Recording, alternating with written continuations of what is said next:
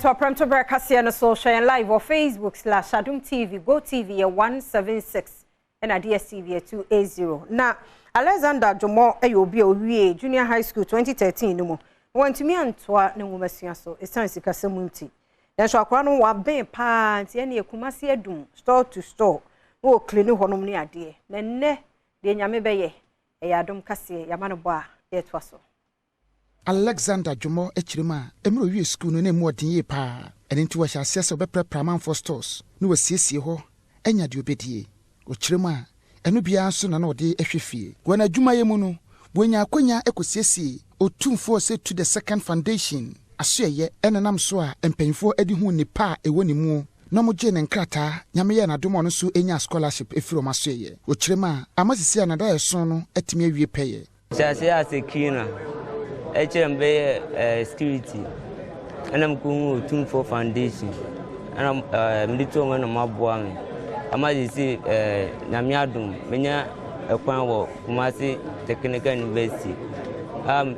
Mukusia automotive engineering. What the Sanson way at Tuja Ewamra, and Mofrabe at Junu Enuma, Otumfuo said to the second foundation, and Momo scholarship, Womani Omawo 4, Ecuador money swedi echere. Board Chairman Adom Foundation. Christabel ya Adomako and so the two just say. I dear Damini so and pese me medicine, but mitimi cha kama and so nesikeni wa mitimi atwa so dia school. Nyamen cha de me ma me de me papers echo dine Otumfuo education fund. Almost saw my same boy me kama in TNA me wo University of Ghana me medical student for Osei. Board Chair Edema Otumfuo Osei to the second foundation. Nana Professor Waheneba Boache Wahene Otoso Emienu edit to just say. Seni asante hene ediesi ne so se obema asanteman ayekese na Ghana ma enso ayekese.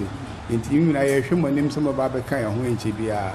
Nyame aduma mombe empemre ne enso nkoda Otumfuo ase koso ono no ama we nyina ayeyi ba beduru na ye enso abomodina se emre ne mu ase na adwuma di odi ahye yensa no. Ye nyina betimi aye kopim emra tuara mpombe be frere be tunisa frere nyina. Nana awuku denchembo amane ebuni.